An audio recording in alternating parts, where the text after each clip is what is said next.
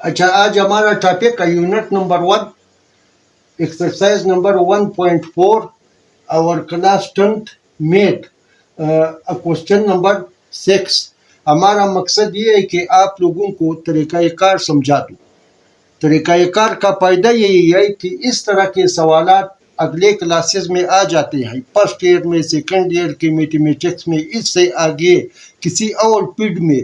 तो आप लोगों के लिए बेहतरीन काम जो है वो तरीक़ाकार है। तरीक़ाकार सीख लिया फिर कोई मसला नहीं है, फिर सिर्फ तरीक़ाकार को देख लो कि तरीक़ाकार को सीख लो कि अभी हम इसको किस तरीके से हल करेंगे। ए स्केल जमा बी स्केल बराबर है ए जमा बी स्केल, ए जमा बी स्केल बराबर है ए स्केल जमा बी स्केल जमा 2ab, ये इसके बराबर है। अब फार्मूला लिख दिया। अब देखो, पहला रकम x प्लस 11 अंडर रूट, अब यहाँ पर सिर्फ इसका स्केल ले लो, स्केल ले लिया।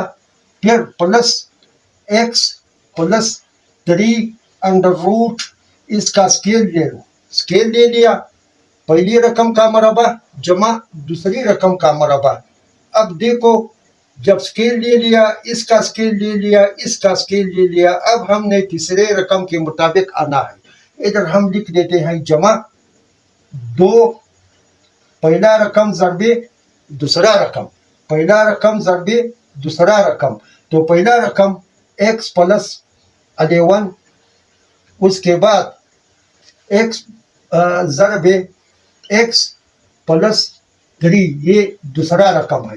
अब यहाँ पर अगर ज़रब लगाए या न लगाए तो ये आपस में ज़रब होते हैं। यहाँ तक बात क्लियर है कि इसका हमने स्केल क्यों नहीं लिया। हम स्केल इसका नहीं ले सकते हैं, फार्मूले में इधर ए और बी का स्केल नहीं है। पहली रकम और दूसरी रकम का स्केल नहीं है। पहला रकम ये है, दूसरा रकम ये है, और ये 2 है, ये 2 इधर आ गया, इसका स्केल नहीं है, इसका स्केल है। अब हमने इसको ख़त्म करना है। जब इसको ख़त्म करते हैं बराबर है। अब देखो, अंडर रूट को जब हम ख़त्म करते हैं तो पहले हमने बता दिया कि अंडर रूट को ख़त्म करने के लिए पहला तो हमने इधर स्केल लिया, ये 2 लगा दो। अब अंडर रूट को ख़त्म करने के लिए ज़रबे 1/2 लगा दो, हो गया। फिर दूसरा है जमा x प्लस 3 2 ज़रबे 1/2।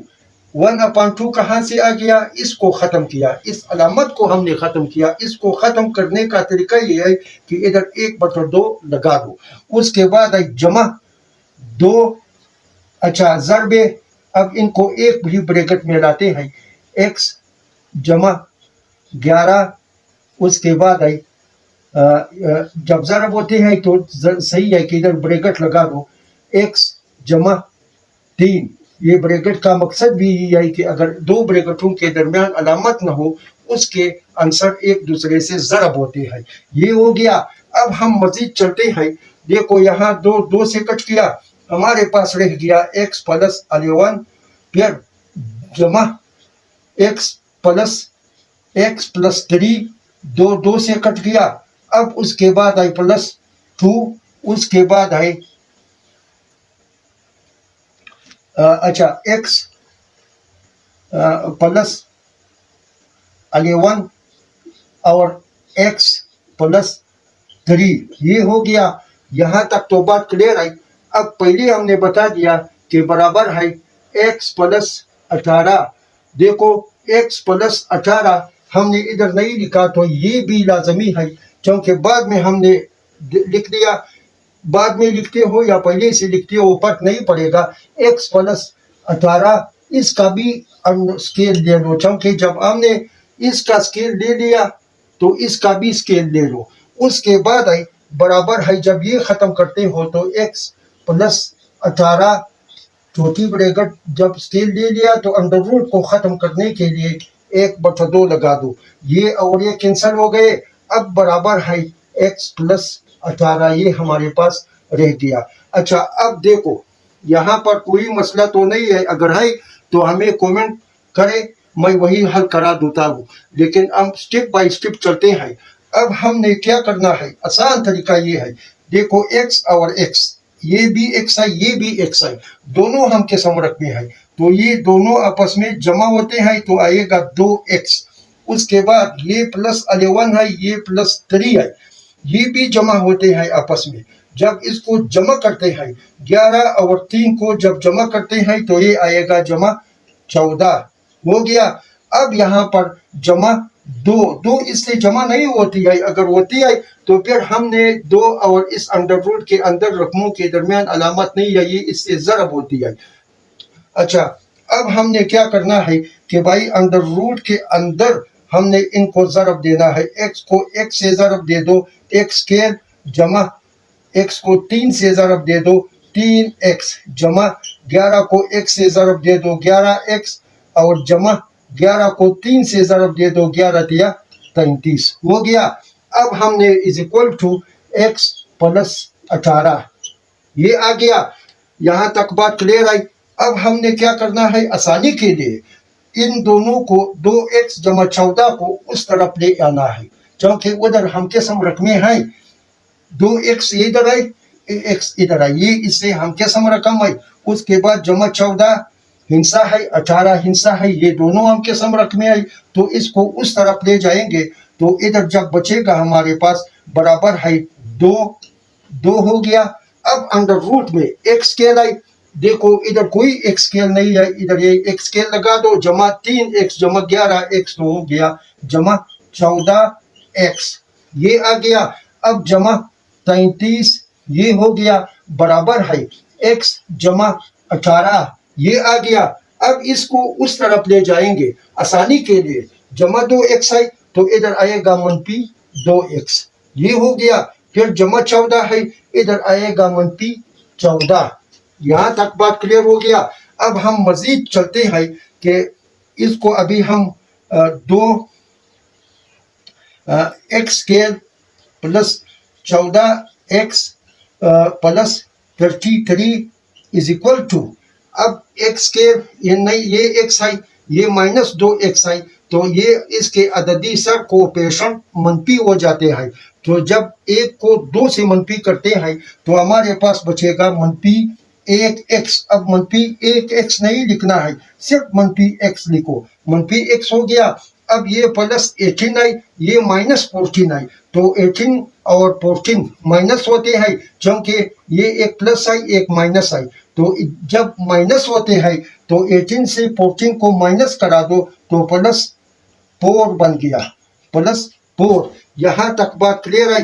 अब हमारा मकसद ये है कि भाई अभी हम इस अंडर रूट को ख़त्म करेंगे, जब इसको ख़त्म करेंगे फिर वही तरीक़ाकार लगाते हैं। देखो यहाँ पर आएगा 2 अंडर रूट में x square plus 14x plus 33, यहाँ पर अब हम स्केल लेते हैं, इसका स्केल ले लिया। अब स्केल जब लेते हैं तो अंडर रूट खत्म हो जाएगा, क्योंकि अंडर रूट के लिए फिर हमने इसका स्केल लाजमी लेना है, तो is equal to minus x plus 4। जब इसका स्केल हमने ले लिया तो इसका भी लाजमी स्केल देंगे, क्योंकि ये भी इससे अटैच है, बराबर के अलामत के लिहाज से ये एक फिक्रा है, तो इसका भी स्केल देंगे। x की 2 अच्छा x की 2 जमा 14x जमा 33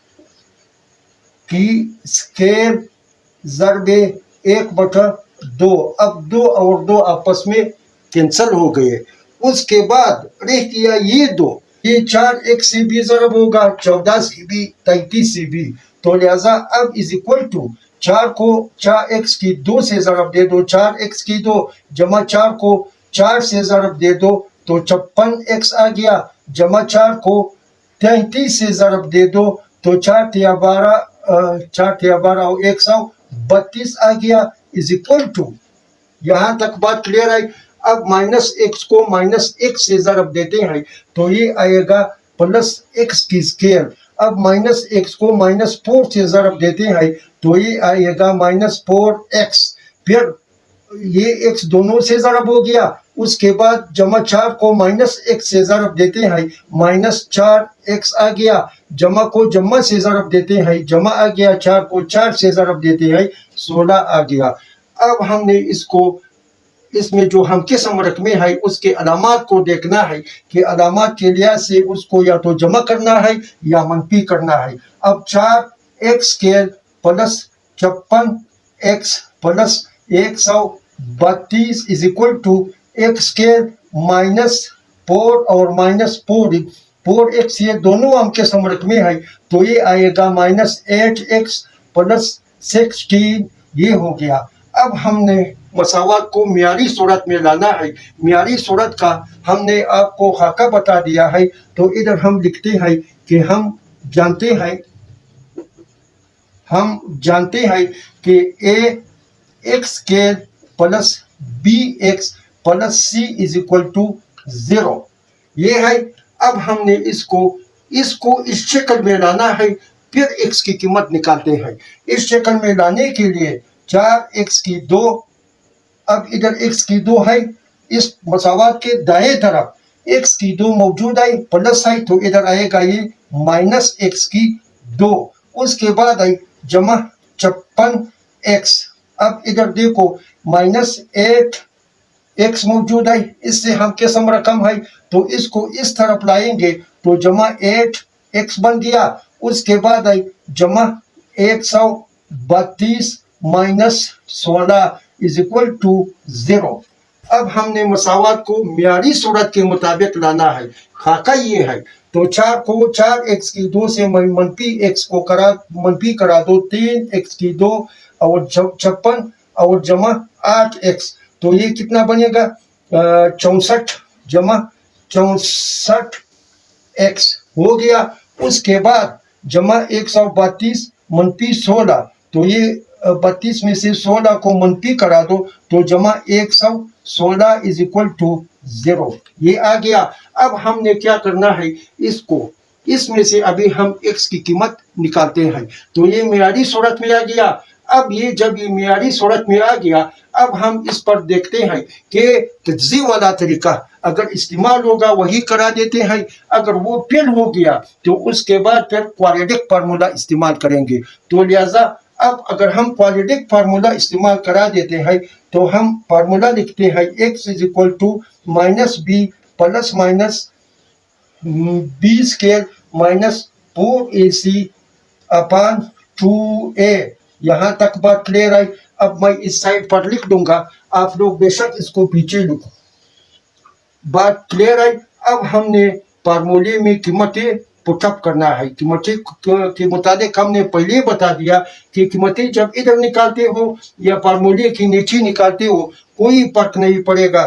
तो कीमतें निकालने के लिए a is equal to 3, a की कीमत 3, b की कीमत 64 और c की कीमत 116, ये इनकी कीमतें आ गई। अब ये कीमतें हमने फार्मूले में पुटअप करना है, तो इधर हम लिखते हैं put up the value in formula, put up the value in formula, यानी फार्मूले में कीमतें दर्ज करने से। अब माइनस बी की कीमत हमारे पास 64 है, x is equal to minus 64 plus minus under root 64 square minus 4 ज़रबे, उसके बाद आई 3 ज़रबे सी की कीमत 116, ये हो गया अपान 2 ज़रबे 3, ए की कीमत 3 है, तो फार्मूले में 2a है, 2 पहले से मौजूद है, ए की कीमत 3 है, तो ये लिख दिया 3 और 2। अब हमने इसका स्केल लेना है, 64 का स्केल है, तो अब हम इसका स्केल लेते हैं, स्केल को ख़त्म करेंगे क्योंकि इधर बी स्केल लिखा हुआ है, तो इस वजह से बी को हमने निकाल दिया, उसका कीमत 64 लगा दिया, स्केल पहले से मौजूद है तो ये स्केल इधर आ गया। अब हम तरीका ये है x is equal to minus 64 plus minus, अगर हम इसका स्केल ले लें तो इधर आ गया 4096 ये हो गया, माइनस 4 तिया 12। अब 12 को 116 से ज़रब 1392। अब ये हमारे पास आ गया अपान 3 दूनी 6। यहाँ तक बात क्लियर आई।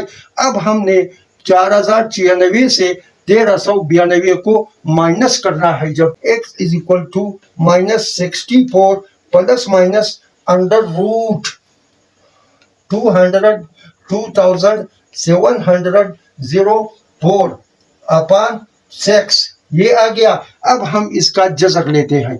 जब जज़र लेते हैं तो लिहाजा अब इसका जज़र हम किस तरह लेते हैं, पहले देखो जज़र के लिए चिट्ठी 7वीं क्लास में हम लोगों ने पढ़ लिया कि जज़र का तरीका क्या है। तो अगर हम इसका जज़र लेते x इज इक्वल टू -64, देखो ये आ गया। अब यहाँ पर 2 ज़रबे 2 ज़रबे 2 ज़रबे 2 ज़रबे 13 ज़रबे 13। आप लोग देखो कि वाकई ये आएगा या नहीं आएगा। अब 2 का मरबा 2 का मरबा 13 का मरबा अपान 6। अब यहाँ पर मैं लिख दूंगा, आप लोग बेशक इसको नीचे लिखो। सवाल लंबा इस वजह से हो गया कि सारा तरीका एक स्टेप भी मैं नहीं छोड़ूंगा, स्टेप बाय स्टेप मैं आप लोगों को समझा दूंगा।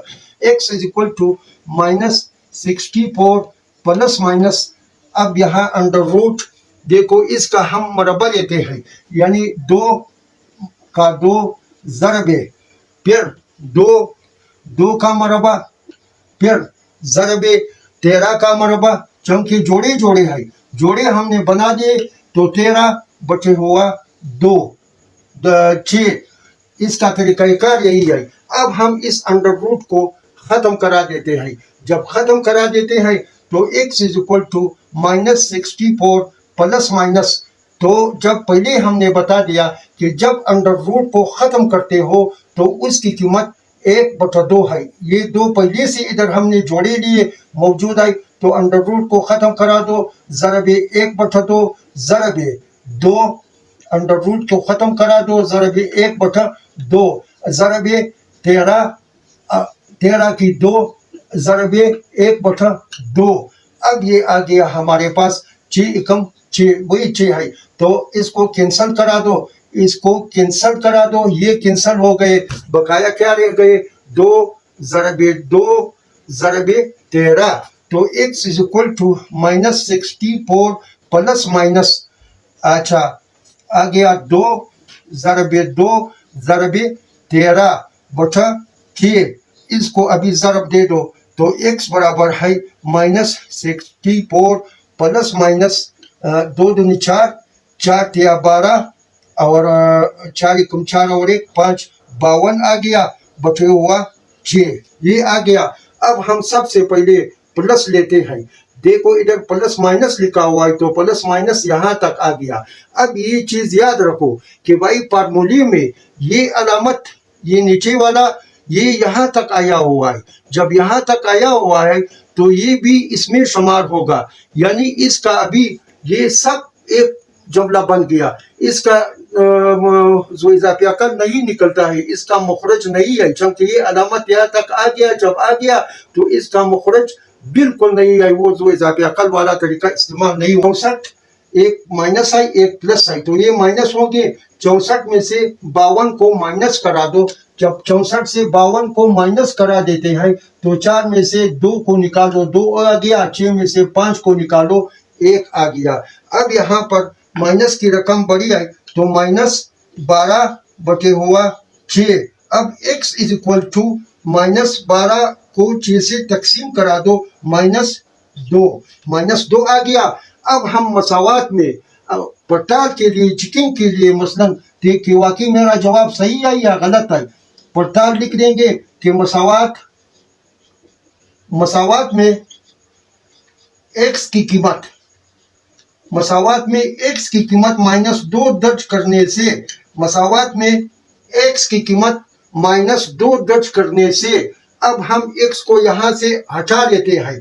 देखो अंडर रूट के अंदर, अंडर रूट में -x है, इसको हटा लेते हैं, -2 जमा 11 ये लिख देते हैं। फिर उसके बाद है जमा। अच्छा, अब यहाँ से हम माइनस को वेरिएबल को हटा देते हैं। इधर क्या लिख देंगे, -2 जमा 3 हो गया इज इक्वल टू, यहाँ से वेरिएबल को उठाते हैं, इधर -2 जमा 18 ये लिख देते हैं। अब यहाँ पर देखो ये -2 है, ये +11 है, तो ये माइनस होते हैं, क्योंकि एक माइनस है एक प्लस है। 11 में से 2 को माइनस करा दो तो हमारे पास क्या बचेगा, 9 आ गया। अब यहाँ पर जमा, ये माइनस है ये प्लस है, ये माइनस होते हैं, तो 3 में से -2 को माइनस करा दो तो क्या बचेगा, 1 इज इक्वल टू। अब यहाँ पर देखो 18 में से 2 को माइनस करा दो तो क्या बचेगा, 16 आ गया। अब हम देखते हैं इसका जज़र निकालते हैं कि वाकई हमारा बैलेंस बराबर आएगा या नहीं। 9 का अगर हम जज़र निकाल दे तो 9 बराबर है 3 आ गया। जमा 1 का अगर हम जज़र निकाल दे वही 1 आ गया। 3 जमा 1 बराबर है 4। अब बराबर है, अगर हम 16 का जज़र निकाल दे, 4 चौके 16, हमारा बैलेंस बराबर आ गया। अब जवाब क्या है, x की कीमत -2 हमने लगा दिया। तो आप लोग मेहरबानी करके कि ये आपके लिए एक एक्टिविटी है, अपने घर का काम है कि इधर हमने प्लस ले लिया, आप लोग माइनस ले लो, फिर इसी तरह हल करा दो कि वाकई फिर जो दूसरा कीमत जो x का निकलेगा वही दर्ज करा दो। ये आप लोगों के लिए एक्टिविटी है। तो अभी देखो यहाँ पर हमने ये सवाल समझा दिया, सिर्फ तरीकाकार आप लोग देख लो, तरीकाकार के मुताबिक ये अगले क्लासेस में आएगा, आप लोग उसी के मुताबिक हल करा दो। तो हदीस मुबारक है कि इंसानों में बेहतरीन इंसान वो है जो दूसरों को नफ़ा पहुंचाए। अब नफ़ा से क्या मुराद है, नफ़े से हम क्या मुराद लेते हैं, क्या मानी लेते हैं, दूसरों को पैसे देवे, दूसरों को जो गलत काम करते हैं उसका साथ देवे। नफ़ा से मुराद है कि वही नफ़ा जो अनबियाए किराम ने इंसानों को दिया।